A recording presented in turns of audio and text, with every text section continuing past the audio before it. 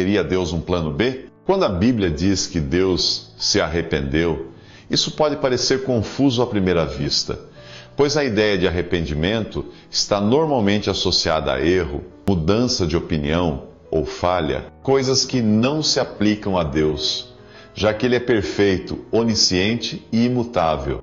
No entanto, a chave para entender isso está no sentido figurado da linguagem bíblica que empresta sentimentos humanos para se comunicar. Exemplo disso é Gênesis capítulo 6, que diz: Então o Senhor se arrependeu de haver feito o homem na terra, e isso lhe pesou no coração. Aqui, ao dizer que Deus se arrependeu, isso não significa que Deus tenha sido pego de surpresa ou cometido um erro ao criar o ser humano, mas expressa sua profunda tristeza pela maldade de sua criação. Outro exemplo você encontra no livro de Jonas. Deus viu o que fizeram, como se converteram do seu mau caminho, e Deus se arrependeu do mal que tinha dito lhes faria, e não o fez. Ou seja, os ninivitas se arrependeram, e Deus desistiu de destruir a cidade como havia prometido. Isso é como aqueles jogos de tabuleiro em que você muda de direção dependendo da decisão que tomou ou do número que tirou ao jogar o dado.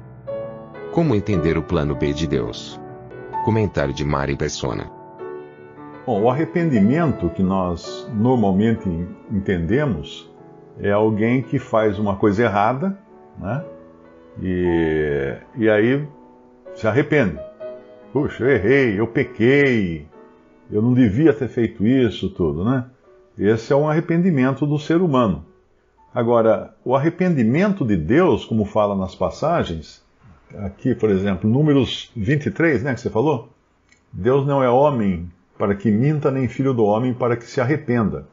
Então, ele não se arrepende mesmo da maneira humana de se arrepender. E quem disse isso foi Balaão. Então, Balaão, como nós já sabemos, era um falso profeta, inimigo de Israel, que queria vender Israel, que inclusive ele corrompeu os filhos de Israel para que se casassem com mulheres que não eram israelitas, né? não eram da família dos israelitas. Então não se pode fiar muito no que disse Balaão. Uma coisa importante quando a gente lê a Bíblia é perguntar quem foi que disse isso. Esse é um princípio importante, viu? Porque muita gente às vezes fala assim, mas na Bíblia está escrito que é assim, assim, assim. Tá, onde está? Lá no livro de Jó. Legal. E quem foi que falou isso lá no livro de Jó? Foi o fulano, o amigo de Jó. Mas aí você vai lá no livro de Jó, você descobre que aqueles 3 amigos de Jó, eles só falavam coisas, quer dizer, só não, mas a maioria das coisas que eles falaram estava errado. Porque um ali defendia a tradição, tem um que fala assim, os antigos, papapá, papapá. Tem outro que defendia o misticismo, ele fala assim, um espírito passou perto de mim, senti um espírito, alguma coisa assim. E o outro, eu não lembro o que era, tinha um outro também defendia alguma coisa, que eram coisas ligadas à religião humana. Ele colocava o pensamento dele.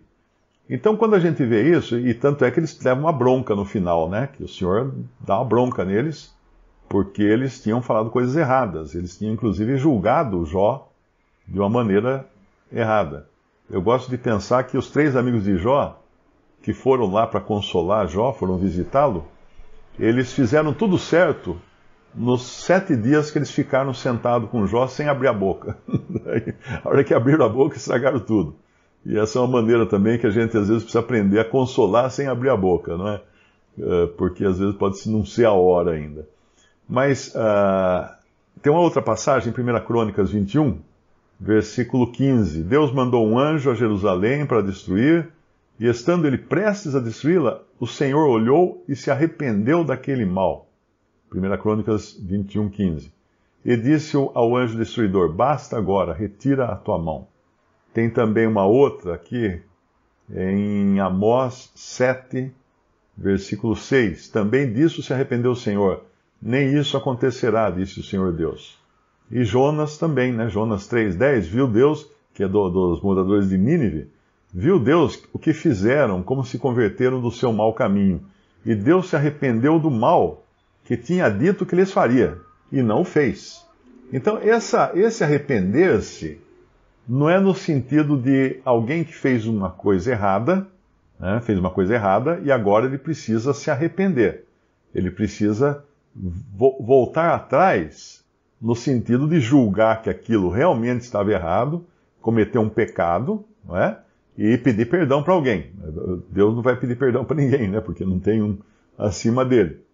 Agora, todas as vezes que aparece que ele se arrependeu, é mais ou menos quando você dizer que você estava indo para, deixa eu ver, Salvador, você sai de Salvador para o Rio de Janeiro, tá? Então você saiu de Salvador para ir para o Rio de Janeiro. Aí no caminho você se arrependeu de ir ao Rio de Janeiro.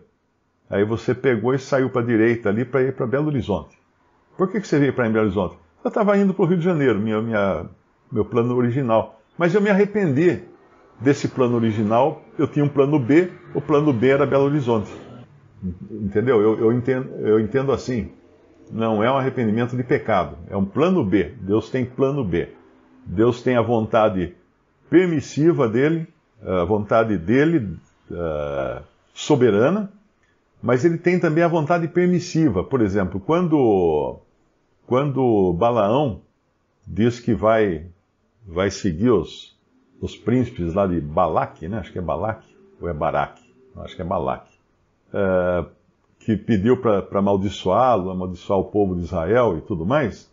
O que acontece? Balaão conta, né, para o senhor fala, não vá com eles, não vá. Só que aí vem príncipes mais nobres e com mais presentes para Balaão. Aí Balaão vai consultar de novo o Senhor. Aí o Senhor fala, vá. O que era isso? Era a concessão de Deus, porque ele sabia que Balaão não queria seguir o que Deus falava. Às vezes nós também queremos fazer a nossa vontade e Deus mostra claramente, os irmãos às vezes mostram, a palavra de Deus deixa claro que aquilo está errado, a gente não deve seguir aquele caminho. Mas aí a gente ora insistentemente e tudo, e aí o Senhor fala, vai então, faz para você ver. É como se faz, faz e você vai ver o que é bom. E aí a gente faz e quebra a cara, né? Essa é a vontade permissiva. Deus mudou de ideia? Não. Não, ele tem a autoridade e ele tem o poder e ele pode, né? Ele pode todas as coisas, inclusive escolher um plano B.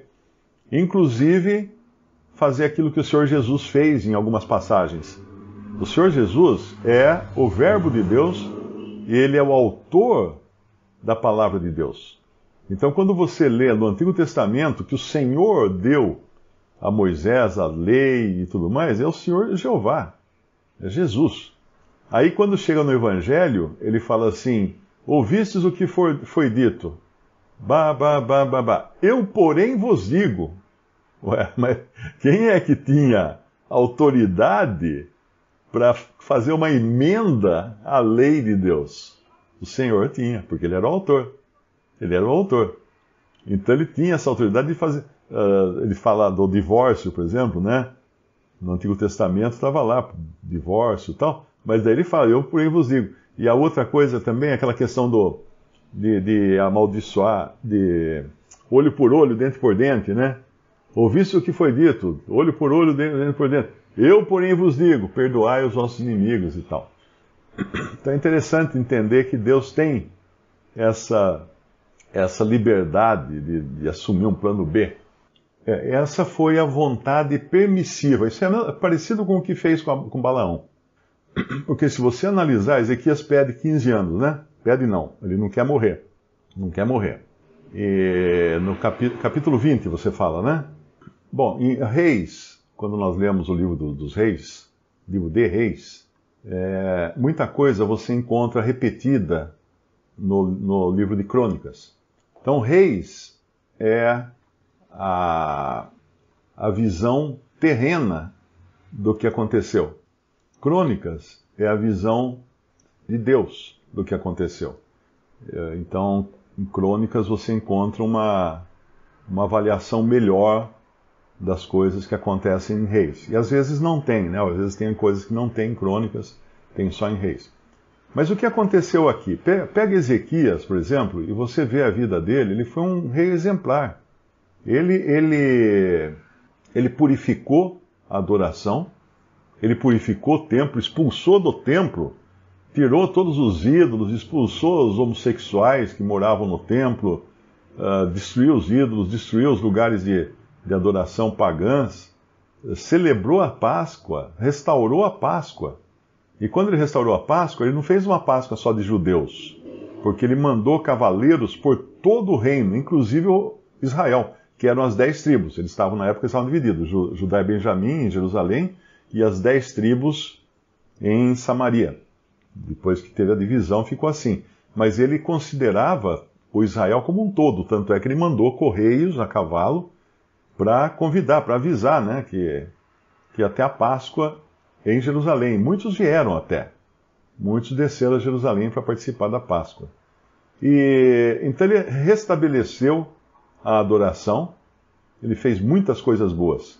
Aí quando chega a hora dele morrer, o que Deus fala a ele, né? Que ele tinha, versículo 1, Ezequias adoeceu mortalmente, e o profeta Isaías, filho de Amós, veio a ele e lhe disse, assim diz o Senhor, põe em ordem a tua casa, porque morrerás e não viverás. Então, o Senhor estava falando assim, ó, muito bem, você terminou o seu serviço aqui, arruma a sua casa, porque eu vou levar você embora. Aí então virou o rosto para a parede, orou ao Senhor, ai Senhor, suplico-te lembrar-te de que andei diante de ti em verdade, com o coração perfeito, fiz o que era bom aos teus olhos, e chorou Ezequias muitíssimo. O Senhor podia falar para ele assim, então, mas justamente por isso que eu estou te levando embora. Você terminou seu trabalho. Você não precisa mais ficar aqui. Sucedeu, pois, que não havendo Isaías ainda saído do meio do pátio, veio a ele a palavra do Senhor, dizendo, volta, diz a Ezequias, capitão do meu povo, assim diz o Senhor, o Deus de Davi, teu pai, ouvi a tua oração e vi as tuas lágrimas, eis que eu te sararei. E aí ele avisa, acrescentarei aos teus dias 15 anos, e das mãos do rei da Assíria te livrarei a ti e a esta cidade, e ampararei essa cidade por amor de mim e por amor de Davi, meu servo. Aí fala aquela da pasta de figo e tudo mais. Aí Ezequias pede uma prova, né? Então tem a prova do relógio que volta, o sol volta. Aí então Ezequias agora vai viver 15 anos. Agora, o que são esses 15 anos de vida de Ezequias? São um verdadeiro desastre. Então é como se Deus tivesse já tomado a decisão de levá-lo para livrá-lo dos males que iam cair sobre Judá. Porque tinha uma tempestade no horizonte, né? Que iria cair sobre Judá, como efetivamente caiu depois e levou embora todo mundo lá para a Babilônia. Aí no versículo 12, logo depois que ele é curado, naquele tempo enviou Berodaque e Baladã, filho de Baladã, rei de Babilônia, cartas e um presente a Ezequias, porque ouvira que Ezequias tinha estado doente. E Ezequias lhes deu ouvidos. Por que lhes deu ouvidos?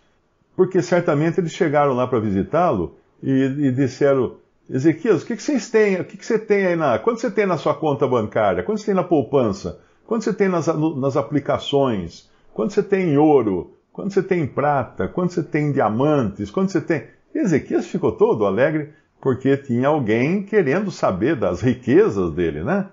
Ou das riquezas do reino. E o versículo 13, ele lhes mostrou toda a casa do seu tesouro, a prata, o ouro, as especiarias, os melhores ungüentos, a sua casa de armas. Olha só, é como o bandido chegar na sua casa e falar assim, onde é que você guarda a sua espingarda? Você vai lá, tá aqui, ó. Olha aqui minha espingarda aqui. E tudo quanto se achou nos seus tesouros, coisa nenhuma houve, versículo 13, eu estou lendo, que não lhes mostrasse nem em sua casa, nem em todo o seu domínio. Então o profeta Isaías veio ao rei Ezequias e lhe disse, que disseram aqueles homens e de onde vieram a ti? Disse Ezequias, vieram de um país muito remoto, de Babilônia. E disse ele, que viram em tua casa? E disse Ezequias, tudo quanto há em minha casa viram, coisa nenhuma há nos meus tesouros que eu não lhes mostrasse. Era como se ele falasse assim, dê até a senha da minha conta para eles. Então disse Isaías a Ezequias, ouve a palavra do Senhor. Eis que vem dias em que tudo quanto houver em tua casa, e o que entesouraram teus pais, até o dia de hoje, será levado à Babilônia e não ficará coisa alguma, disse o Senhor. E ainda até de teus filhos que procederem de ti e que tu gerares, tomarão para que sejam eunucos no paço do rei de Babilônia. Ou seja, os filhos seriam castrados para servir de escravos. Então disse Ezequias a Isaías: boa é a palavra do Senhor que disseste. Disse mais: e não haverá, pois, em meus dias paz e verdade? Ora, o mais dos atos de Ezequias e todo o seu poder, e como fez a piscina, o aqueduto, como fez vir a água à cidade, porventura não está escrito no livro das crônicas dos reis de Judá? E Ezequias dormiu com seus pais, e Manassés, seu filho, reinou em seu lugar. Então é isso aqui que acontece quando nós não queremos nos sujeitar à vontade do Senhor e pedimos algo que não é a vontade dele. Mas ele dá. Aí nós falamos assim: uau, ele deu. Então quer dizer que era a vontade dele? Não, era a permissão dele. É a permissão dele. Em 2 Reis 20, versículo 21, até o capítulo 21, versículo 1, nós vamos ver que Manassés tinha 12 anos de idade quando começou a reinar, 55 anos reinou em Jerusalém, era o nome de sua mãe, Hefzibá, e fez o que era mal aos olhos do Senhor, conforme as abominações dos gentios que o Senhor expulsara de suas possessões e diante dos filhos de Israel. Agora, faça as contas. Se Manassés tinha 12 anos de idade quando começou a reinar, juntando aí vamos pôr mais um ano, 9 meses a um ano de gestação, isso significa que ele é um filho de Ezequias depois de Ezequias ter sido curado. Porque se Deus deu 15 anos a Ezequias e Manassés tinha 12 anos de idade quando começou a reinar, Manassés foi gerado no segundo ano daqueles 15 anos lá que Deus deu de prazo de vida para Ezequias. Então esse Manassés não teria existido. Não teria existido. Se Ezequias morresse, não teria Manassés. E que Manassés? Esse que fez mal o que era aos olhos do Senhor, conforme as abominações dos gentios, que o Senhor expulsara de suas possessões, diante dos filhos de Israel. Versículo 3, capítulo 21 de 2 Reis. Porque tornou a edificar os altos que Ezequias, seu pai, tinha destruído, levantou os altares a Baal, fez um bosque como que fizera Acabe, rei de Israel, e se inclinou diante de todo o exército dos céus e o serviu. E edificou altares na casa do Senhor, da qual o Senhor tinha falado: em Jerusalém porei o meu nome. Ou seja, ele colocou altares para deuses pagãos dentro do templo. Também edificou altares a todo o exército dos céus em ambos os átrios da casa do Senhor, e até fez passar a seu filho pelo fogo. Ele adivinhava pelas nuvens, era agoureiro, ordenou adivinhos e feiticeiros, prosseguiu em fazer o que era mal aos olhos do Senhor, para provocar a ira. Também pôs uma imagem de escultura do bosque que tinha feito na casa de que o Senhor dissera a Davi e a Salomão, seu filho: nesta casa em Jerusalém que escolhi de todas as tribos de Israel, porei o meu nome para sempre. E não mais farei mover o pé de Israel desta terra que tenho dado a seus pais, contanto que somente tenham cuidado de fazer conforme tudo o que eles têm ordenado, e conforme toda a lei que Moisés, meu servo, lhes ordenou. Então, porém não ouviram, porque Manassés de tal modo os fez errar, que fizeram pior do que as nações que o Senhor tinha destruído de diante dos filhos de Israel. Então, quando o Senhor falou pelo profeta Ezequias que viriam os babilônios e iriam levar tudo embora, iam tomar a terra, levar todas as riquezas embora e tudo mais, o que ele estava dizendo é que depois dele haveria um que ia entornar o caldo, ia desmanchar todo o bem que Ezequias fez, porque Ezequias tinha limpado o templo, Ezequias tinha abolido a idolatria do reino, Ezequias tinha restabelecido o culto a Deus. Agora vem o filho dele e faz o quê? Faz tudo o contrário. Você imagina a decepção, né? Porque quando Manassés começa a reinar, então entendo que Ezequias tinha morrido. Então Deus não permitiu até que Ezequias visse o que o seu filho fez. Deus não permitiu. Foi misericórdia de Deus para com Ezequias. Porque Ezequias desmanchou todo o bem que Manassés desmanchou todo o bem que Ezequias tinha feito e fez pior ainda, acrescentou muitos males. E não só, imagina se Ezequias soubesse que o neto dele seria oferecido em sacrifício a Baal. Porque é isso que fala aqui no versículo 6. E até fez passar seu filho pelo fogo. Manassés fez passar o neto de Ezequias pelo fogo, ou seja, queimou o neto de Ezequias. Sacrificou ao deus Baal. Uma vez eu li um livro e ele tinha uma imagem, tinha um desenho, né, de uma estátua a Baal, e aí ele explicava como parecia ser o culto a Baal. O culto a Baal era feito com crianças, com bebês. A imagem era uma imagem de metal, grande, né? Oca por dentro, ela era oca, e embaixo dela tinha um lugar para você colocar lenha, e no peito dela tinha um buraco, e ela ficava com os braços assim, inclinados. Então, eles traziam uma criança, colocavam deitada nos braços, isso não está na Bíblia, tá? Eu li num livro de arqueologia, essas coisas. Eles colocavam a criança nos braços da estátua e acendiam fogo. Aí aquela estátua de metal começava a esquentar. Aí o calor ia subindo, chegava uma hora, os braços da estátua também estavam quentes, né? Aí a criança não conseguia parar mais, ela começava a se mexer, se debater, ela rolava para dentro do buraco no peito da estátua e caía no fogo dentro da estátua. Eles consideravam que Baal aceitou a oferenda. Então Manassés fez isso com o neto de Ezequias.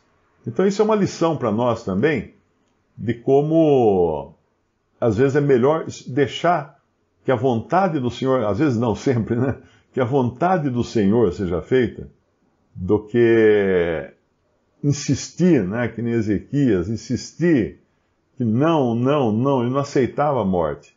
Mas Deus tinha um plano melhor para Ezequias. Ezequias, infelizmente, no finalzinho da sua vida, ele estragou o plano que Deus tinha para ele, mas ainda teve a misericórdia de não deixá-lo viver ao ponto de ver seu filho fazer todas essas coisas horríveis, né, como ele fez, que está registrado aí na Bíblia.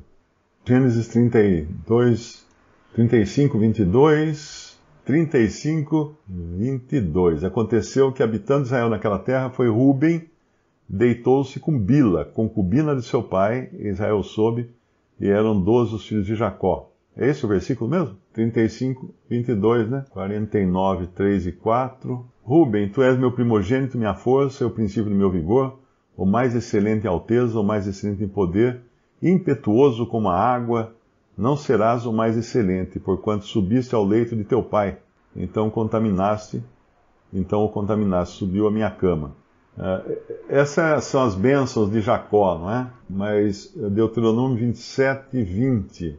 Eu estou tentando descobrir a relação que você disse que tem maldito aquele. Se você analisar aqui, o primeiro versículo que nós vimos foi o de Gênesis 35, 22. Rúben deita-se com Bila. Israel soube, eram os 12 filhos de Jacó. Não é? Aí isso já era um pecado, né? Ele estava praticando um pecado.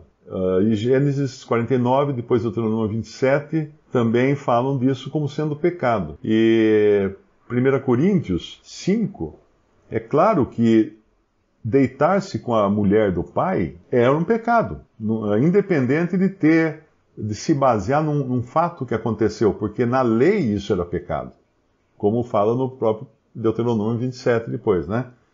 Então, aquele caso de Gênesis 35 e Gênesis 49, que é importante entender que tem coisas que já eram pecado antes de Deus dar a lei dada através de Moisés, existem leis antes disso. Por exemplo, no começo em Gênesis, deixará o homem seu pai e sua mãe, se unirá à esposa, serão os dois uma só carne. Isso era uma lei. E essa lei permeia toda a humanidade, independente de serem israelitas ou não, porque nem Israel existia nessa época. Então essa era uma lei. Quando ele fala, crescei e multiplicai-vos, e enchei a terra, isso foi uma lei também. Uma lei que era determinada ao ser humano encher a terra e se multiplicar. Então, um casal, por exemplo, hoje, que fala assim, não queremos filhos porque dá muito trabalho, papapi, papapá. Não sei que seja um caso de doença, né, de incapacidade, alguma coisa assim. Mas ele está fazendo isso e está indo contra uma lei de Deus, uma lei universal. Uma lei que, inclusive, abrange até os incrédulos. Porque não foi para isso que Deus criou o ser humano, para só a parte da diversão, né? Só a parte do lazer. Tinha a responsabilidade também de procriar, de encher a terra. E tanto é que esse mandamento, essa lei que Deus deu lá no Gênesis para Adão e Eva, eles vão desrespeitar essa lei. Nós encontramos fazendo isso quando Caim constrói uma cidade. Porque o que é a cidade? A cidade é a concentração de uma população num lugar só. E aí eles vão mais adiante, em Gênesis 11, acho que depois do dilúvio, né? Gênesis 11, porque quando Noé sai da arca, Deus dá de novo essa lei. Ele fala, enchei a terra, ide multiplicar-vos, enchei a terra. E o que os homens fazem? Eles não vão, eles não enchem a terra. Eles se concentram num lugar Babel. Eles fazem o contrário do que Deus mandou. Então, o que Deus tem que fazer? Bom, não quer ir por bem, vai por mal. Confundiu as línguas deles, lá em Gênesis 11, e aí, no dia seguinte, um não sabia entender o que o outro falava. Aí eles foram descobrindo, você fala que nem eu, então vamos ficar juntos, você fala que nem eu, vamos ficar juntos. Aí todos os que falavam a mesma língua acabaram se juntando e formando nações. E aí eles eram obrigados, sim, a se espalhar pela terra. Aí saíram os grupos, né? Os clãs ali, os grupos, saíram pela terra. Outro dia perguntaram qual seria a língua falada antes da Torre de Babel. Ninguém sabe. Ninguém sabe, não tem como saber qual é a língua falada. Porque eles esqueceram a língua falada. Porque se eles não tivessem esquecido a língua falada antes, eles não teriam se juntado em grupos e... Né? Imagina se, de repente, o Senhor confundiu as línguas. Ou seja, um aqui começou a falar inglês, outro aqui começou a falar italiano, outro ali começou a falar alemão. Né? Vamos supor que fosse isso. Não era, mas vamos supor que fosse. Mas se eles tinham a língua original deles, eles iam fazer como vêm esses italianos que vieram para o Brasil e nunca aprenderam português. Japonês que veio para o Brasil nunca aprendeu português, né? Continuaram falando a sua língua original. Então, por isso Deus tirou da memória deles a língua original. Nós não sabemos que língua era falada. Alguns falam assim, era o hebraico. Bom, se era o hebraico, então todos falavam hebraico e depois resgataram o hebraico. Onde foram encontrar esse hebraico então, né? Se Deus os fez espalhar justamente porque eles não se entendiam uns aos outros. Percebe? Mas onde é que eu estava, não? As leis que Deus deu ao longo do tempo antes que fosse dada a lei de Moisés, a lei mosaica. Não é? Então, que já não podia matar, era uma lei que eles já sabiam. Até o fato de ter feito, entrar isso na lei dada por Moisés, não significa que até ali podia matar quem você quisesse. Não gostei meu filho nasceu feio, vou acabar com ele. Não ia poder fazer, não era assim. Porque já Noé já tinha isso, porque Deus fala, né, que o sangue, que derramasse o sangue, né? Caim, quando matou seu irmão, ele se escondeu. Ele se escondeu do Senhor. Por que ele se escondeu? Quem falou para ele que era errado matar? Moisés, ele podia falar assim, Senhor, Moisés não nasceu ainda, então não tem a lei ainda, não tem os 10 mandamentos, então o que eu fiz não é errado. Não era isso não. Ele já tinha os princípios de Deus incutidos na sua mente. Deus já tinha colocado os princípios morais no ser humano. O ser humano já tinha consciência do bem e do mal agora, por causa da queda, inclusive. Como é que ele ia ter consciência do bem e do mal se não existisse um conhecimento do que era mal e do que era bem, né? Podia não existir numa tábua de pedra, como viria depois, no caso de Moisés, da lei dada a Moisés. Mas o homem já tinha o conhecimento do bem e do mal, já tinha leis. Tanto é que é importante entender isso quando nós lemos Romanos, porque Paulo usa a palavra lei em Romanos, da lei e de lei. Essa diferenciação você só encontra em algumas versões, como a versão do Darby. Nas outras versões, parece que é tudo a mesma coisa, parece que ele está falando da lei de Moisés, mas não está. Ele está falando de lei, não da lei. da lei é de Moisés. De lei, são os princípios de certo e errado que Deus já deu desde a criação do homem e já nasce com isso. Já tem esses princípios já no seu DNA, vamos falar assim, no seu HD, depois que ele adquiriu o conhecimento da lei. Mas ele já tinha conhecimento de lei. Então, quando você chega lá em 1 Coríntios, que foi a origem da sua pergunta, quando Paulo diz que devia ser entregue a Satanás, esse homem, porque estava dormindo com a sua própria madrasta, isso não era aceito nem entre os gentios. Porque Paulo começa falando lá em 1 Coríntios que havia coisas que nem entre os gentios. Olha lá como é que fala lá. Geralmente se ouve que há entre vós fornicação, e fornicação tal que nem ainda entre os gentios se nomeia, como é haver quem abuse da mulher de seu pai. Como é que os gentios sabiam que isso era errado? Por causa disso que eu falei. Eles também tinham leis, né? Eles já tinham leis gravadas no seu coração. Então é importante entender essa distinção. Uma coisa não se torna errada só porque apareceu depois num dos livros lá de Gênesis ou no Pentateuco, né?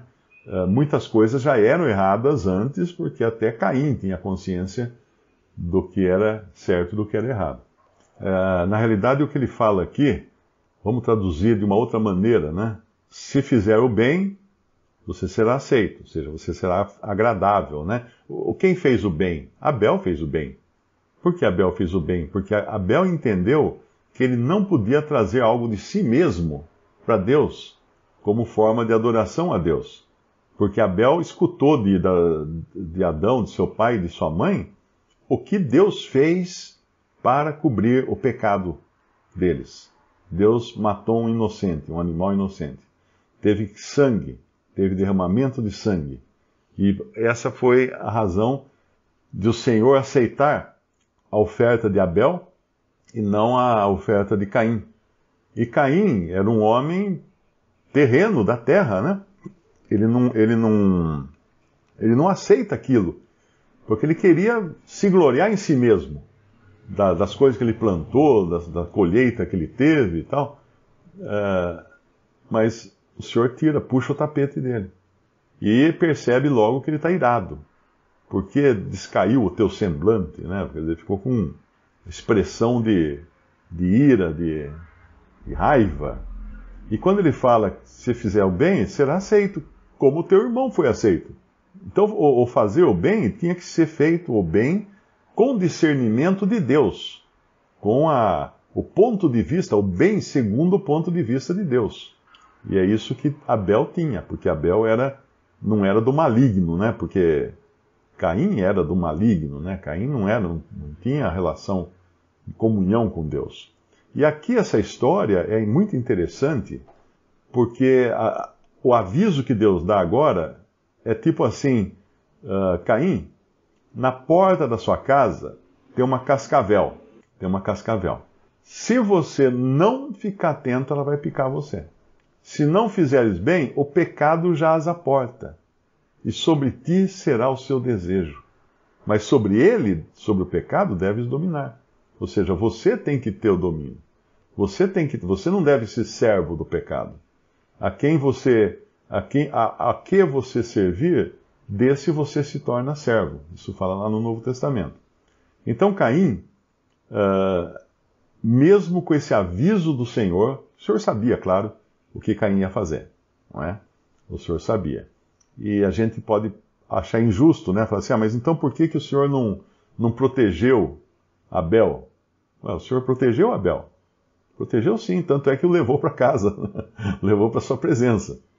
Nós poderíamos usar o mesmo argumento e falar assim, por que o Senhor levou embora Enoque, né? Não deixou aqui na terra, interrompeu a vida de Enoque aqui? Enoque foi arrebatado ao céu, né? Lá, a gente vê mais para frente em Gênesis. Como assim? Por que o Senhor interrompeu? Por que o Senhor não deixou Enoque na terra? Porque era muito melhor ficar com ele, ficar com o Senhor. E aqui então Caim teria que dominar, né, esse constante perigo à porta dele. Pensa sempre numa cascavel na porta. Se você for sair ou entrar em casa, sem tomar cuidado, você vai ser picado. Eu me lembro uma vez, lá em Goiás, eu fui numa casa e tinha um batente assim, e esse batente era todo meio podre, né, de madeira meio podre. E eu encostado no batente, assim, na maior, né, tranquilidade. De repente, quando eu olho assim, eu falo, o que é isso, né? Nas frestas da madeira, assim, tinha uma jararaca pequenininha, aquelas coisinhas branca e preta, assim, o que é? A jararaca, ela estava enfiadinha, assim. É claro que do jeito que ela estava ali, não ia dar nem para me morder, porque ela estava encaixada na fresta, né? Mas é sempre essa ideia que eu tenho, tem uma jararaca na fresta, tem uma cascavel na fresta. Cuidado, cuidado, ela vai estar sempre ali pronta, se você descuidar, ela morde, né? E aí então ele mata, né, mata o seu irmão Abel, e aqui entra toda uma história de misericórdia de Deus. Deus querendo que Caim se arrependa. Que fizeste, a voz do sangue do teu irmão, clama a mim desde a terra, maldito és tu desde a terra, que abriu a sua boca para receber da tua mão o sangue do teu irmão. Quando lavrares a terra, não te dará mais a sua força, fugitivo e vagabundo serás na terra. Vagabundo aqui é errante, não é vagabundo que não gosta de trabalhar. Eu me lembro até que tinha um irmão suíço, né, que veio a Limeira algumas vezes, morou até em Limeira um tempo, e ele uma vez encontrou com meu pai, e eu tinha mudado várias vezes de casa, né? Eu tinha mudado. Ele estava terminando de fazer uma mudança, ele veio lá, eu estava acabando de arrumar as coisas, meu pai estava ajudando a mudança. Ele chegou para meu pai e falou num português, que era o português dele, todo atrapalhado, ele falou assim, seu filho é vagabundo ou não? Porque ele estava traduzindo direto do inglês, que o inglês é vagabond, que é uma pessoa errante, uma pessoa que não para, não mora num lugar só, está sempre se mudando. Quando ele falou isso, depois eu falei, quem que é aquele lá que vem chamar você de vagabundo? Você não é vagabundo? Eu falei, não, pai. É que ele fez uma tradução literal da palavra inglesa, né? No português antigo era usado vagabundo também como uma pessoa que vaga, né? Anda para lá e para cá, não para num lugar só. Mas aí Caim, ele faz uma declaração no versículo 13, essa aqui é a declaração de auto-julgamento e autocondenação, porque Deus não tinha falado nada para ele. Falou que ele era maldito desde a terra, né? Que abriu a sua boca para receber a tua mão o sangue do teu irmão. Quando lavrares a terra, não te dará mais a sua força. Ou seja, Deus está dando umas reprimendas, né? E uma penalidade para ele, pelo que ele fez. Mas ele fala que é maior a minha maldade do que a que possa ser perdoada. Não, o Senhor não falou isso para ele. O Senhor não falou que a maldade dele era tão grande que não podia ser perdoada. Não falou. Percebe? Então isso é ele agora tomando o lugar de Deus para aplicar sobre si mesmo uma penalidade, um juízo, que na verdade o que era isso? Ele não queria ter nada com Deus, ele queria mesmo ficar longe de Deus. Eis que hoje me lanças da face da terra, e da tua face me esconderei. Serei fugitivo e vagabundo na terra, e será que todo aquele que me achar me matará. Também ele está acrescentando coisas aqui que não são sentenças que Deus tinha dado a ele, porque Deus queria perdoá-lo. O Senhor, porém, disse-lhe, portanto, qualquer que matar Caim, 7 vezes será castigado. E pôs o Senhor um sinal em Caim, para que não o ferisse qualquer que o achasse. Então, nós não sabemos o que é esse sinal e também não interessa que sinal é esse. Mas o que nós vemos aqui é Deus dando proteção a ele. Porque se Caim estava preocupado que alguém poderia matá-lo, o Senhor resolve isso. Então vamos fazer o seguinte, ninguém vai poder matar você, porque se alguém te matar, 7 vezes será vingado, né? E aí Caim vai e sai de diante da face do Senhor, no versículo 16, ou seja, ele se afasta do Senhor. Habitou na terra de Nod, no lado oriental do Éden, conheceu Caim e sua mulher. Agora algum vem falar assim, mas como que ele conheceu sua mulher, se só tinha ele e Abel, né? Que mulher era essa que tinha na terra de... Ora, se você pegar qualquer pessoa aqui no Brasil, né, dessas populações que ficam mais fora da grande cidade, ficam mais na área rural e tal, o cara tem 20 filhos, 30 filhos, né, no período de uma vida. Aí você vê aquelas mulheres que às vezes aparecem até na televisão, lá com 15, 20 filhos, né, um monte de filhos. Então ali, você imagina, uma mulher brasileira, né, que vive até os seus 60 anos de idade, 70 anos, e dá lá 15 filhos, 20 filhos às vezes. Agora, pensa numa mulher que vivia 800 anos, 900 anos, né, como eram os habitantes da Terra no começo, antes do dilúvio. Quantos filhos ela era capaz de gerar? Com uma saúde perfeita. Quantos filhos, né? E depois casava, filho com filho no começo, primo com primo, irmão com irmão. Tinha todo, porque não tinha ainda, Deus não tinha dado uma lei nesse sentido, de não poder haver casamento consanguíneo. Isso não tinha, porque não podia nem dar isso, né? Porque senão não ficava ninguém. Morria os filhos de Eva, de Adão e Eva, e acabava a população do planeta. Então eles certamente se casaram entre si, como acontece também, já aconteceu também, né, em muitas comunidades isoladas, encontram-se às vezes tribos, que é todo mundo parente. Se você fizer um DNA ali, é todo mundo parente, porque é tudo casamento da mesma família, não é? Então aqui nós encontramos Deus querendo perdoar Caim, Deus querendo exercer misericórdia com ele, e ele não. Aí ele encontra uma mulher, edifica uma cidade, coloca o nome de Enoque na cidade, e agora Enoque vai ter filhos, não é? E quando chegar aqui em Lameque, nós vemos que começa então a poligamia. Muita gente, inclusive os mormons, né, que por muito tempo defenderam a poligamia, alegando, né, mas os homens no Antigo Testamento tinham mais de uma mulher. Davi tinha mais de uma mulher, Abraão tinha mais de uma mulher, Isaac, todos os patriarcas eram polígamos. Sim, eles tinham mais mulheres. E tinham mais problemas também por causa dessas mais mulheres. Porque se você analisar a vida de cada um deles, as mulheres que eles tinham a mais foram justamente a causa dos problemas dele. E a mulher extra que Abraão teve, por exemplo, é um caso, né? Abraão tinha Sara e tinha a sua concubina, que era Agar. E de Agar, concubina de Abraão, nasceu Ismael. E de Ismael vieram todos os ismaelitas.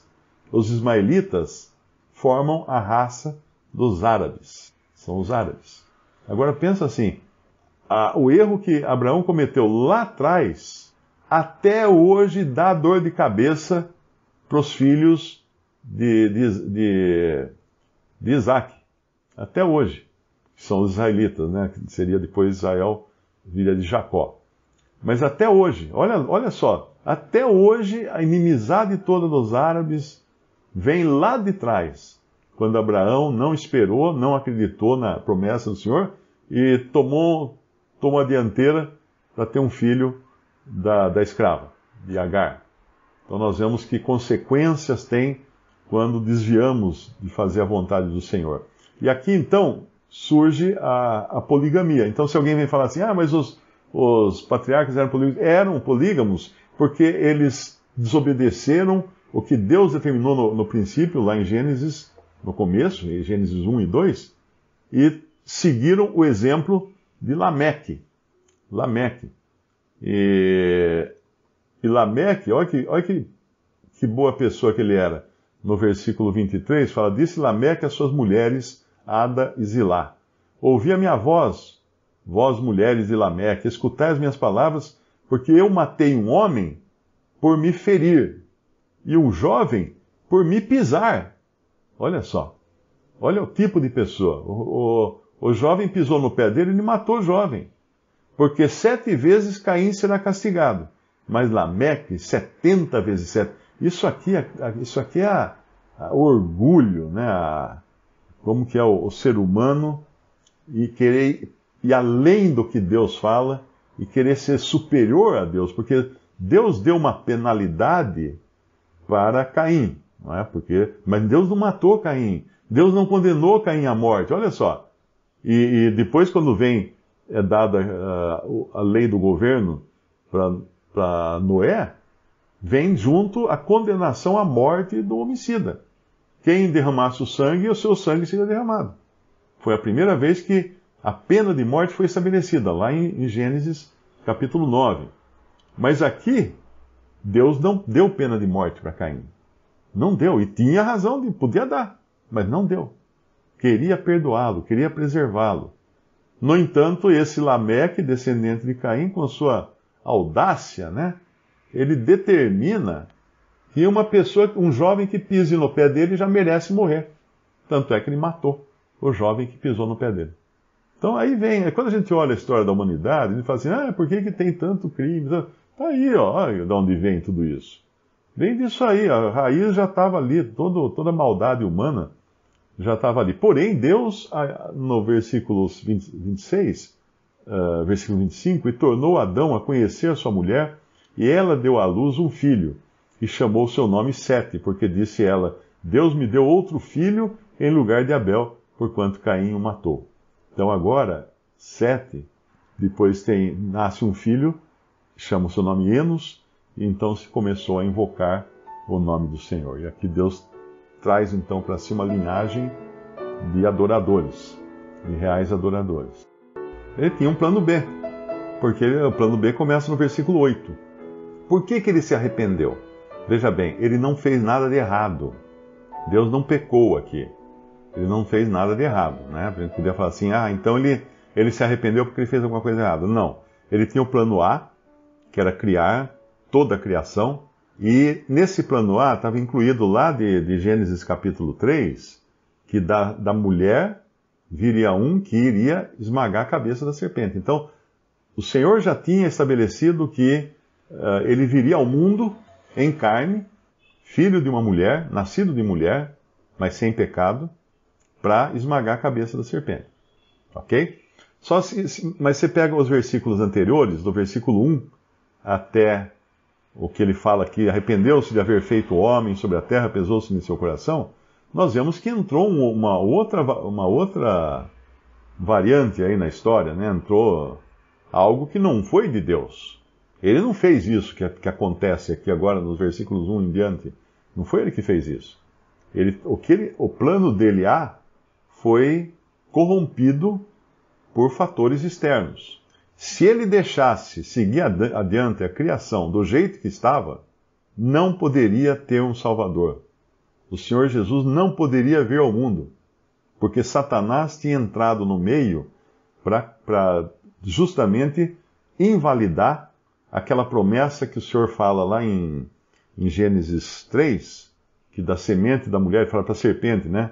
Da semente da mulher nasceria um que esmagaria a cabeça da serpente, a serpente lhe picaria no calcanhar e ele esmagaria a cabeça da serpente. Esse um era o Messias, era o prometido, era o Filho de Deus que vinha ao mundo para efetuar a obra de redenção. Mas quando você vê que no versículo 1, versículo 2 de Gênesis 6, viram os filhos de Deus que as filhas dos homens eram formosas, tomaram para si mulheres de todas as que escolheram. Então quem eram esses filhos de Deus? Na Bíblia só é chamado filho de Deus Adão, Jesus, que é o Filho de Deus, unigênito, os anjos, que lá em Jó fala quando os filhos de Deus cantavam alegremente e tal, isso antes do pecado ter entrado na criação angélica, né? Então os anjos foram criados como filhos de Deus. Qual a característica do filho? O filho é aquele que é produzido diretamente por Deus. Então Adão foi produzido diretamente por Deus. O Senhor Jesus, o seu corpo, não é? Foi produzido diretamente pelo Espírito Santo de Deus. Não que ele foi criado, né? Ele não é um ser criado. Ele veio ao mundo num corpo produzido por Deus no ventre de Maria. Pelo Espírito Santo de Deus no ventre de Maria. E os anjos também foram produzidos diretamente por Deus. Nenhum deles nasceu de mãe. Não tinha anjo que falasse assim, puxa, estou com saudade da minha mãe agora. Não tinha. Anjo não tem pai nem mãe. Eles foram criados diretamente por Deus.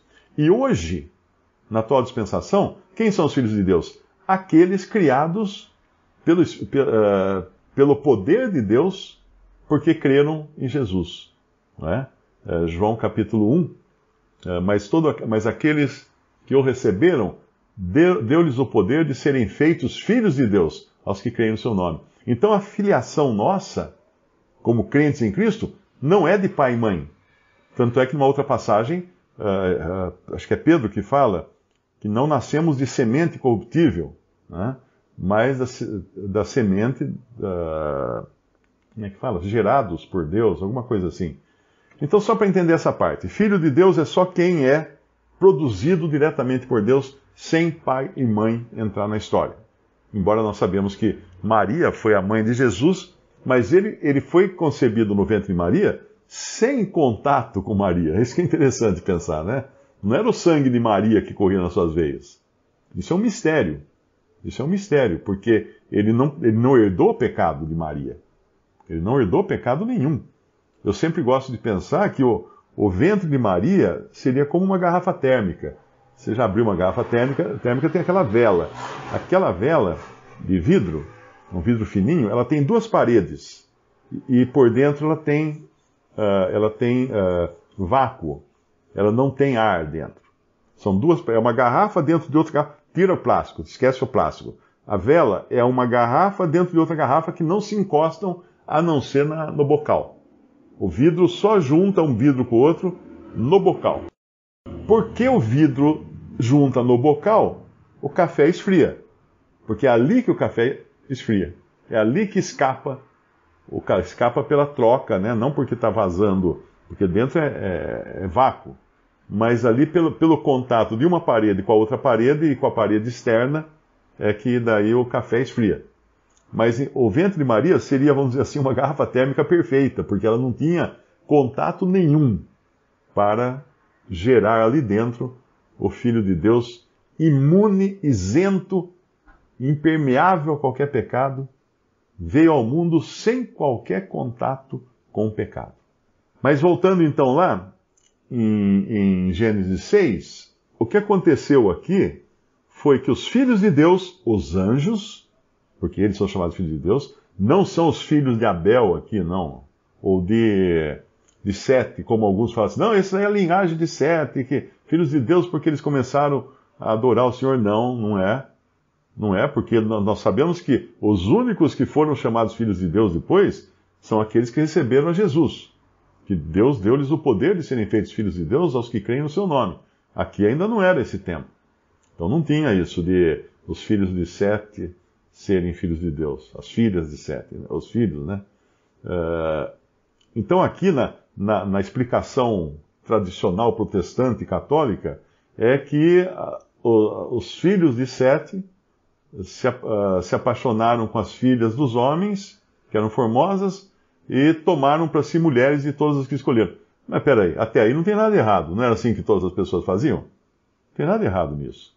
Então disse o Senhor, não contenderá o meu espírito para sempre com o homem, porque ele também é carne. Ué, mas peraí, o Senhor não falou lá no começo, crescei e multiplicai-vos?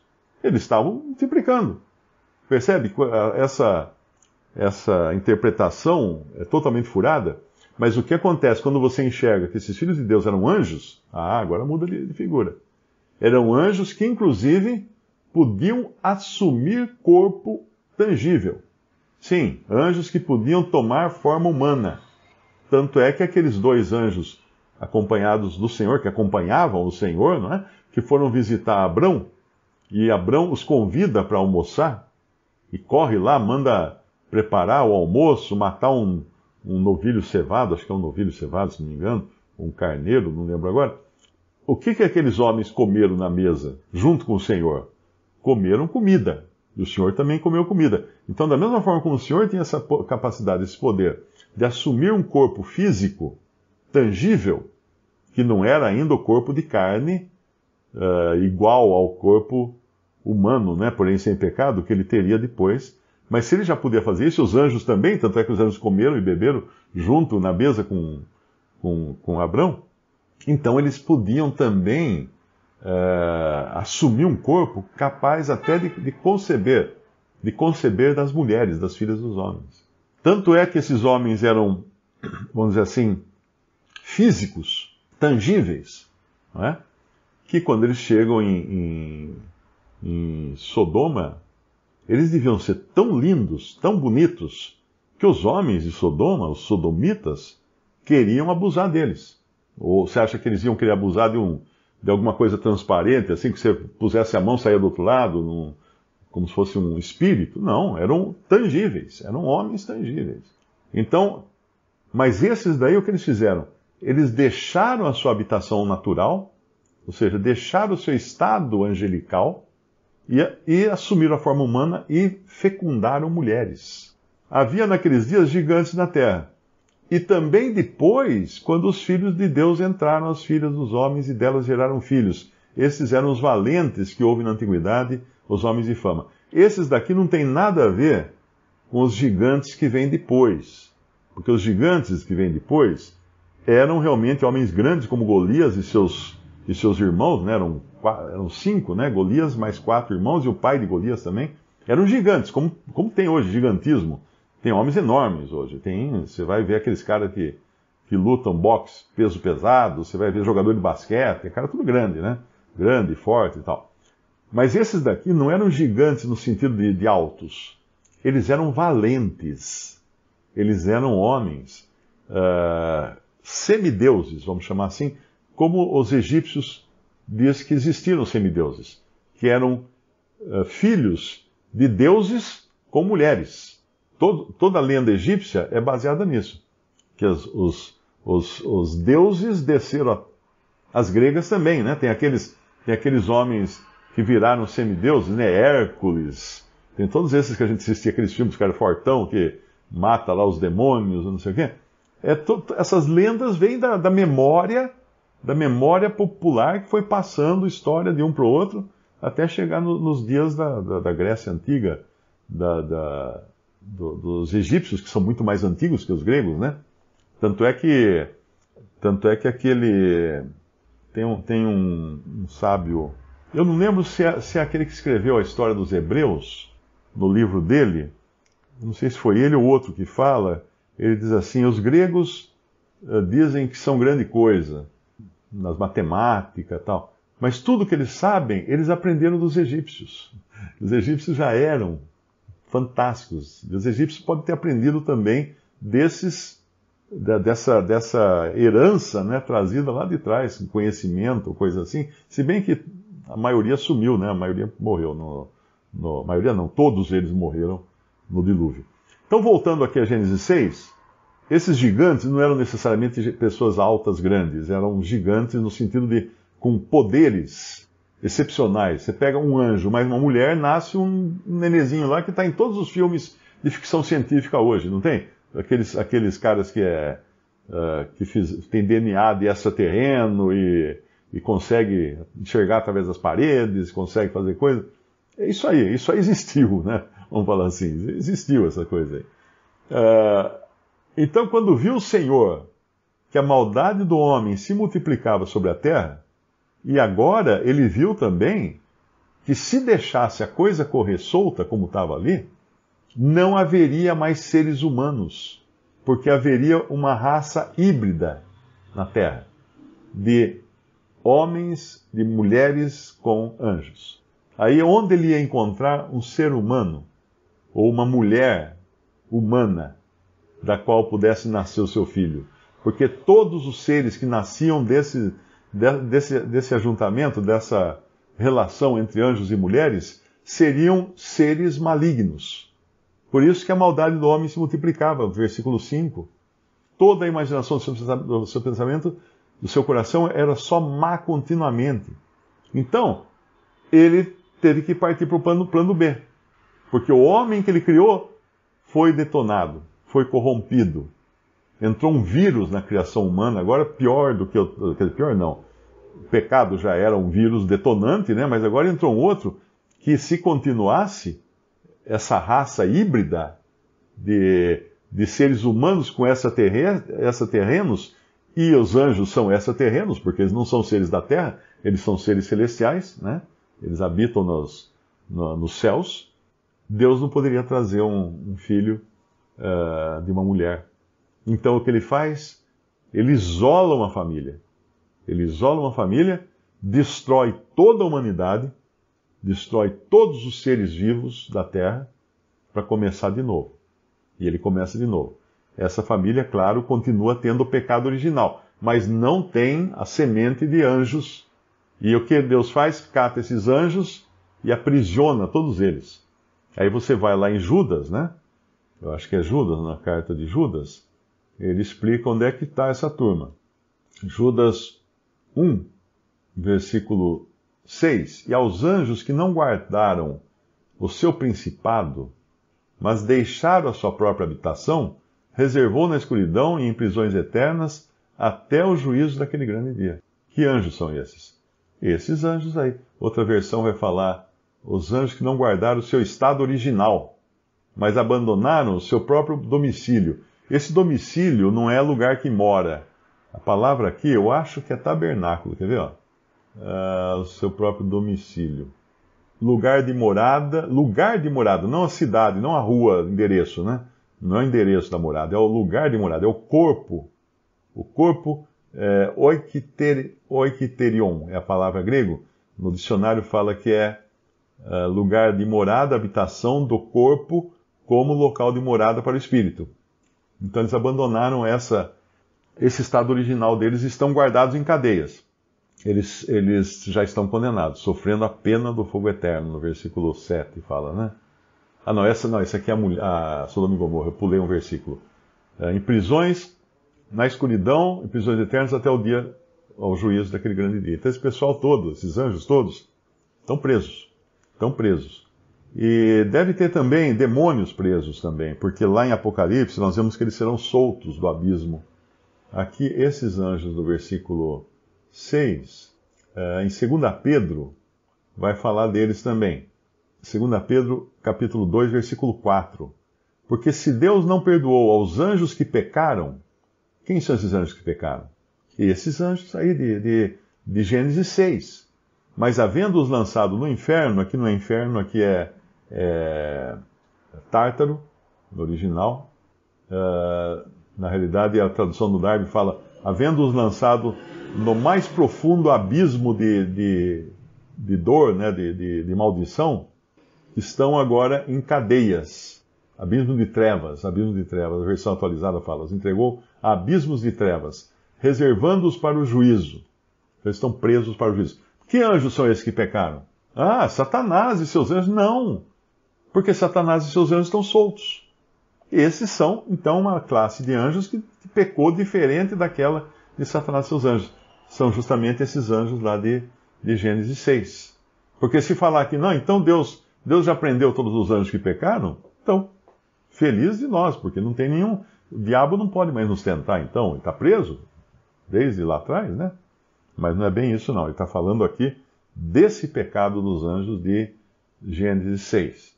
Então, por isso, Deus destrói o mundo com o dilúvio, interrompe aquela linhagem humana que vinha vindo mesclada com DNA angelical, vamos chamar assim, né? Porque ele não podia ir adiante com aquilo. Por isso que fala que ele se arrependeu. Ele se arrependeu de fazer o homem que acabou corrompido de tal maneira que ele não poderia cumprir a sua promessa de uma mulher, de uma virgem, trazer então o Filho de Deus ao mundo. Não sei, nós não temos essa informação. É uma possibilidade, mas se não tem na Bíblia, é porque Deus não quis que a gente se ocupasse com isso, né? É muito importante tomar essas coisas apenas como curiosidade, porque não são fundamentadas na palavra de Deus. E o que não é fundamentado na palavra de Deus é que nem a gente pensar da criação que existiu aqui antes de Adão e Eva. Existiu uma criação, né? Você enche o tanque do seu carro com as florestas dessa criação antiga, que é o petróleo que vem da putrefação, da fossilização das florestas que havia na Terra no passado. Então, eu não posso negar que houve uma criação antes da criação ali de Noé, de Adão e Eva, e ao mesmo tempo continuar pondo gasolina no meu carro. Você quer uma prova de que existiu uma criação antes dessa de Gênesis 2 em diante? Passa no posto. Está lá. Depois que eu falei do plano B dentro do assunto, né, plano B, eu contei a história de Manassés, filho de Ezequias, que nasceu no prazo depois que Ezequias teria morrido, né? Ezequias ficou doente, pediu tempo de vida, o Senhor deu 15 anos para ele, e nesses 15 anos nasceu Manassés, e Manassés fez tudo ao contrário do que Ezequias tinha feito.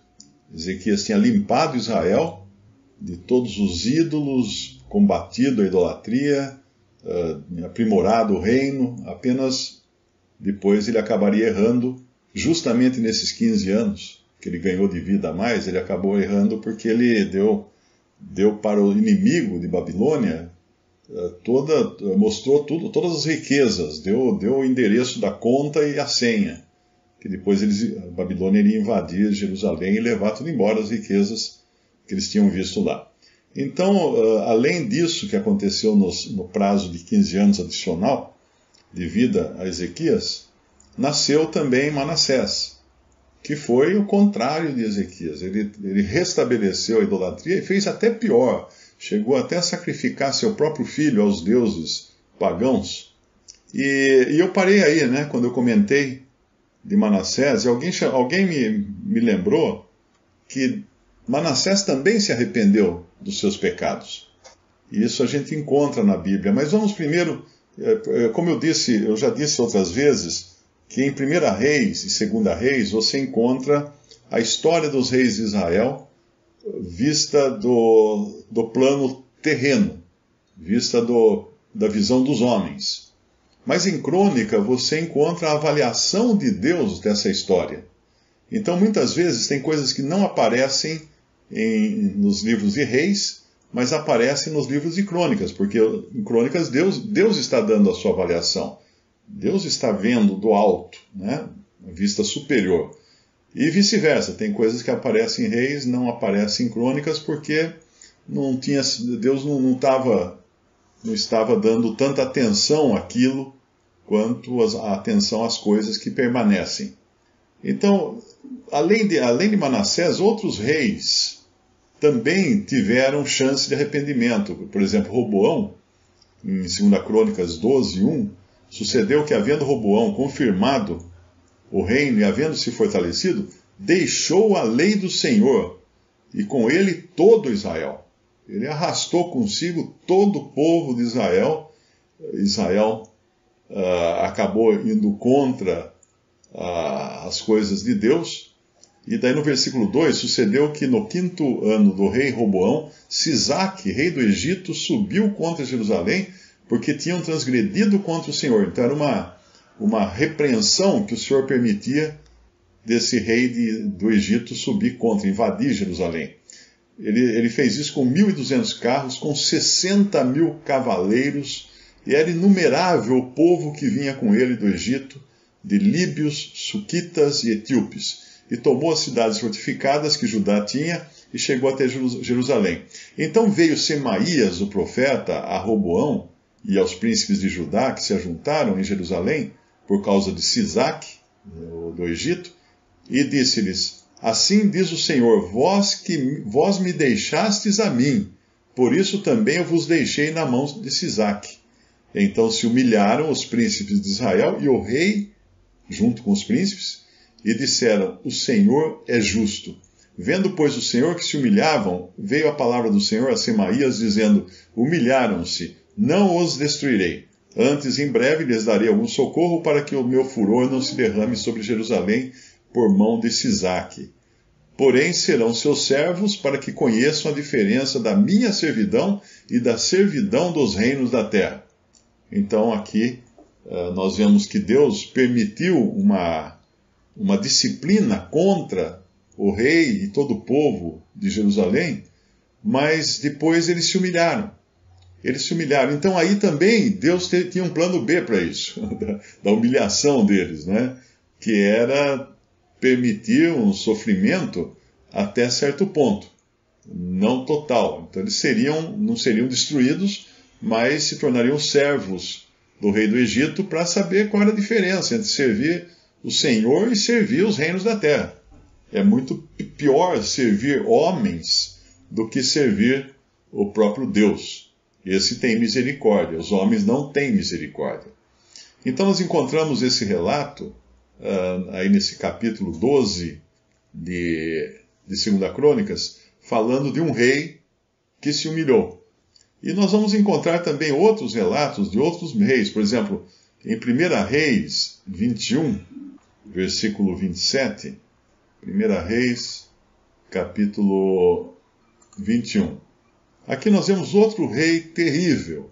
Sucedeu, pois, que Acabe, um pouco antes, versículo 20, disse Acabe a Elias. Elias era o profeta que Deus proveu para as 10 tribos de Israel que estavam divididas, estavam separadas, era o reino do norte, e estavam separadas de Judá e Benjamim, que ficaram em Jerusalém. Disse Acabe, que era o rei dessas 10 tribos, a Elias, que era o profeta que Deus proveu para essas 10 tribos: já me achaste, inimigo meu? E ele disse: achei-te, porquanto já te vendeste para fazeres o que é mal aos olhos do Senhor.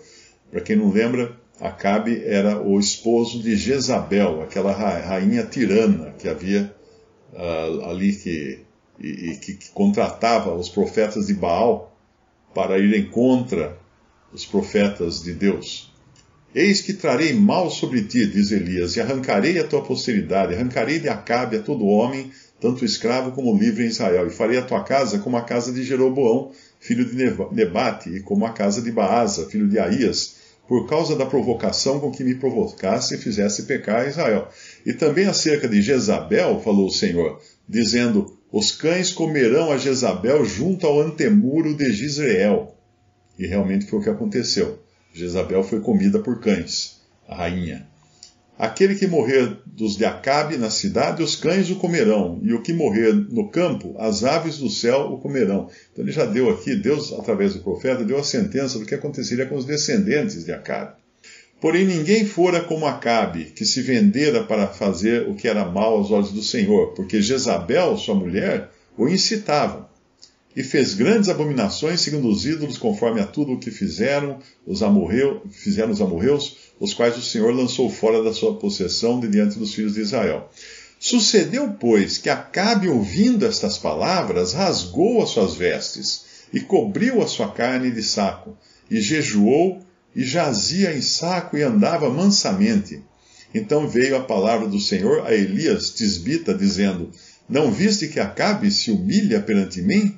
Por isso, porquanto se humilha perante mim, não trarei este mal nos seus dias, mas nos dias de seu filho o trarei sobre a sua casa. Ou seja, o Senhor teve um plano B também aqui para Acabe, não fazendo aquilo que ele prometeu que faria nos dias de Acabe, mas postergando esse juízo para depois que Acabe tivesse morrido e não visse esse tipo de mal cair sobre a sua própria pessoa, não é?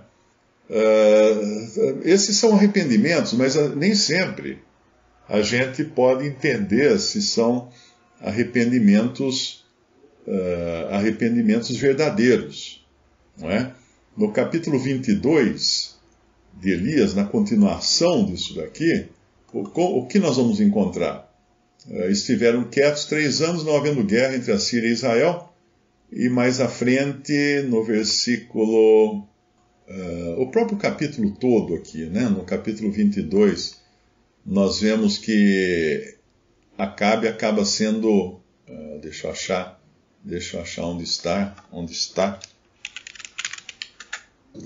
Acabe parte para uma batalha junto, em associação com Josafá, e o inimigo então confunde. Pensa que estariam atirando uma flecha contra Josafá e acabam acertando em Acabe, no meio na junta da sua armadura, no versículo 34, 1 Reis 22, 34. Então um homem armou o arco e atirou a esmo e feriu o rei de Israel por entre as fivelas e as couraças. Então ele disse ao seu carreteiro: dá a volta, tira-me do exército, porque eu estou gravemente ferido. Então ele foi morto assim numa batalha, e o seu filho Acasias iria reinar no seu lugar. Então, de qualquer maneira, houve uma humilhação. Quem vai julgar essa humilhação e esse arrependimento que ele expressou no capítulo 21 de Reis, um pouco antes de sua morte, no capítulo 22, é Deus quem vai avaliar isso. Daí nós temos a humilhação também, o arrependimento de Ezequias. Ezequias, em 2 Crônicas 32, versículo 31, é aquilo que eu tinha falado sobre Ezequias ter mostrado, versículo 31. Contudo, no tocante aos embaixadores dos príncipes de Babilônia, que foram enviados a ele e perguntaram acerca do prodígio que se fez naquela terra, Deus o desamparou Ezequias, para tentá-lo, para saber tudo o que havia no seu coração. Ou seja, aquele ato em que Ezequias mostra todas as riquezas do seu reino para o inimigo, foi um ato de Deus para provar o coração de Ezequias. Isso foi no período dos 15 anos que ele não deveria estar vivo, mas ele quis ficar vivo e acabou fazendo a sua grande, né? Na verdade, ele teve um reino assim, quase perfeito, de submissão e temor ao Senhor, até fazer essa bobagem. Por quê? Porque isso subiu ao coração, a riqueza tinha subido ao coração de Ezequias. No capítulo, em 2 Reis, capítulo 20, versículo 16, então disse Isaías a Ezequias, ouve a palavra do Senhor, eis que vem dias em que tudo quanto houver em sua casa e o que entesouraram teus pais até o dia de hoje, será levado à Babilônia. Não ficará coisa alguma, disse o Senhor, e ainda até de teus filhos que procederem de ti e que tu gerares, tomarão para que sejam eunucos no paço do rei de Babilônia. Então disse Ezequias a Isaías, boa é a palavra do Senhor que disseste.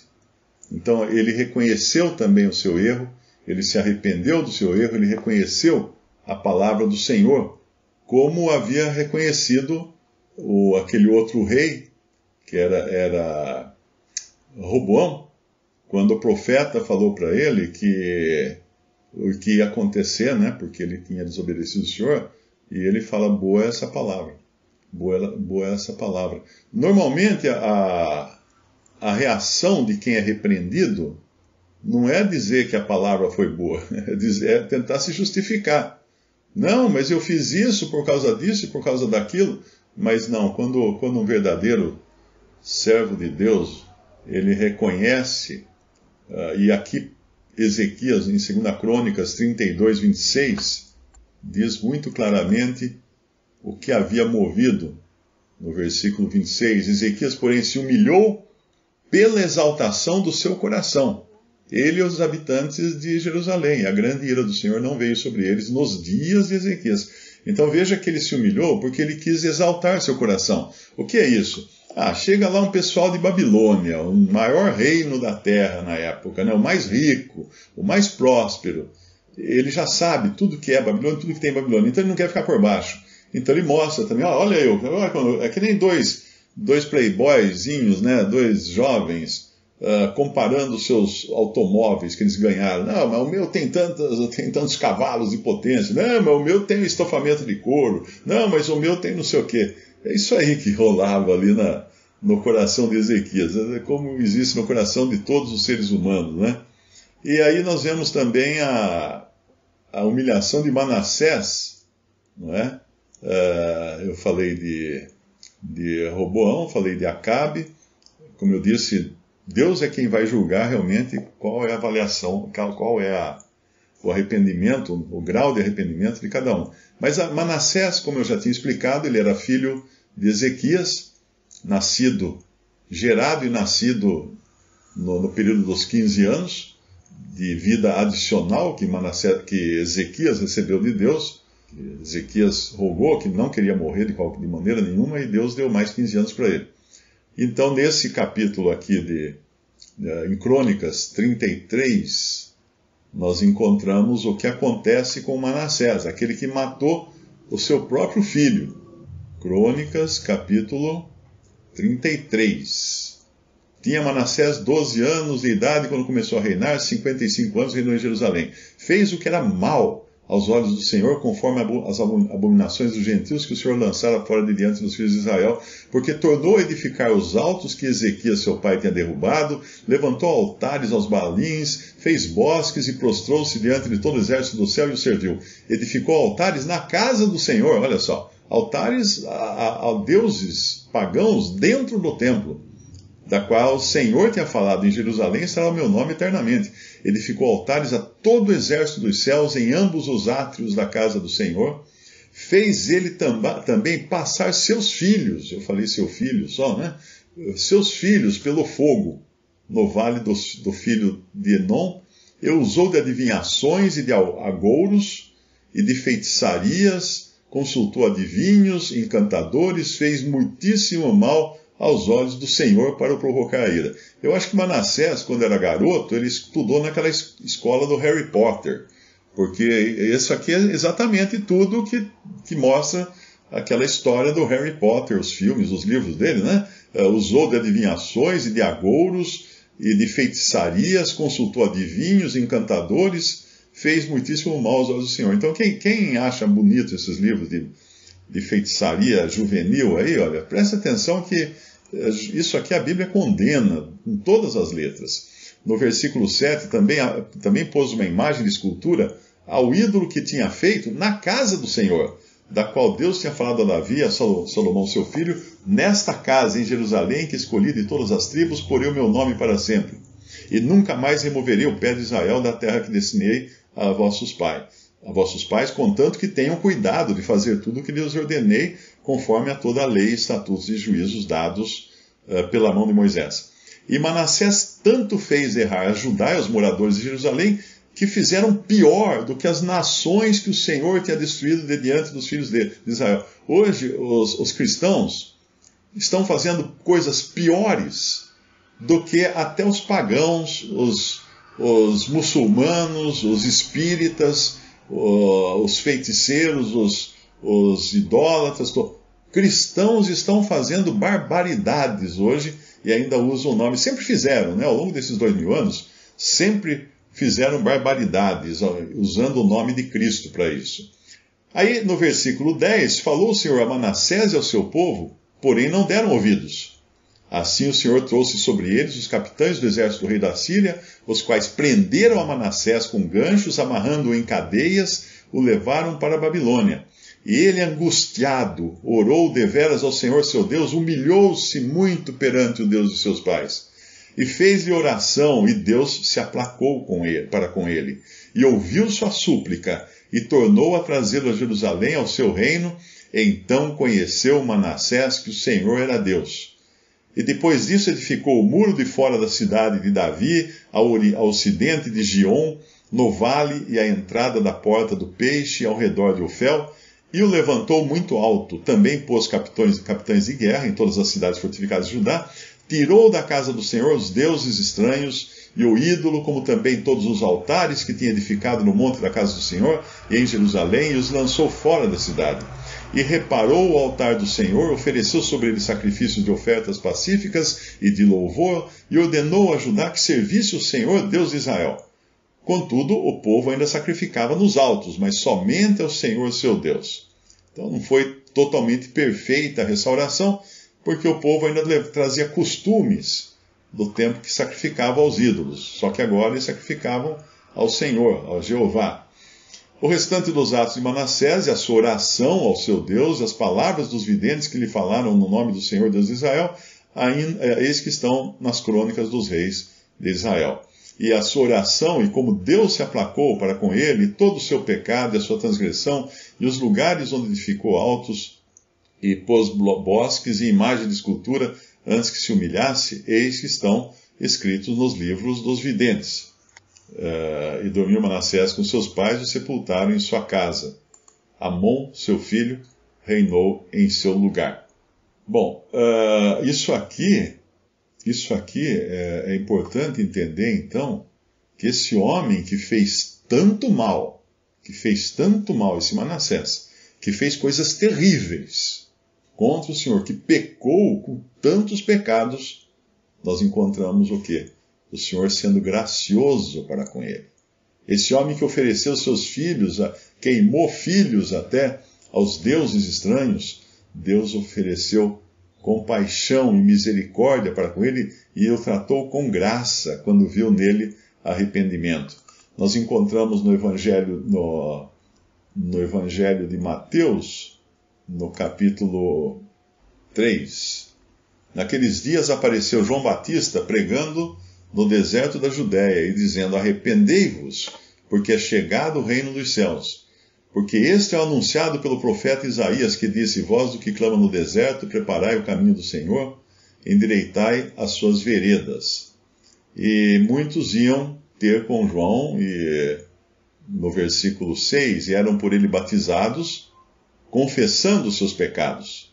Porém, vendo muitos os fariseus dos seus que vinham ao seu batismo, e dizia-lhes: raça de víboras, quem vos ensinou a fugir da ira futura?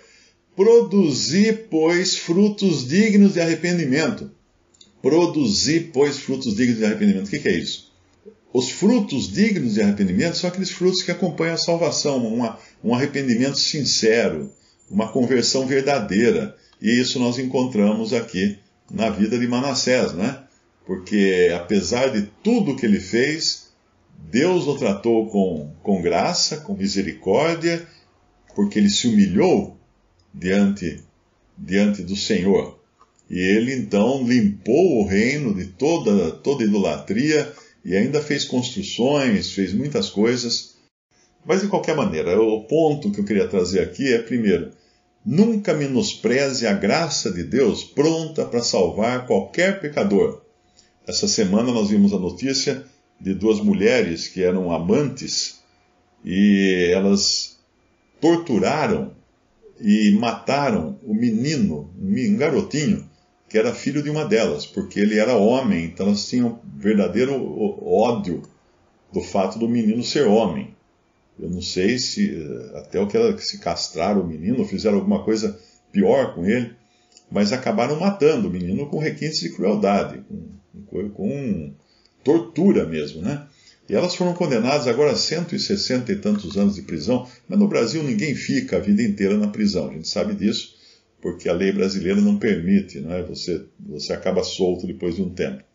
Mas elas foram... Agora, muitas vezes, a reação do nosso coração é dizer assim: devia matar essas desgraçadas, né? Que horrível, o que elas fizeram, tal. Agora, você acredita que se uma dessas mulheres se converter lá na prisão, se converter a Cristo, se arrepender dos seus pecados e do que ela praticou, Cristo pode salvá-la?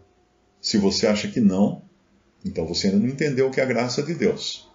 Porque é exatamente o que aconteceu aqui com Deus tratando com Manassés. Apesar de todo o mal que ele havia feito, as terríveis coisas, ofereceu seus filhos em sacrifício a deuses estranhos, e mesmo assim nós vemos que Deus o perdoou do seu pecado. Então não subestime a graça de Deus nunca, porque o coração do homem vai sempre querer julgar com um rigor maior até do que Deus julgaria no caso da pessoa se arrepender. O coração do homem não aceita o arrependimento. O homem se acha mais justo do que Deus. Mas a sabedoria é justificada por seus filhos. A sabedoria de Deus é justificada por seus filhos. Uma pessoa que quando advertida, tenta se justificar, ela não conhece a Deus. Uma pessoa que, quando advertida por Deus, pela palavra de Deus, justifica a Deus, esse é um verdadeiro filho de Deus. Visite Respondi.com.br. Visite também 3minutos.net.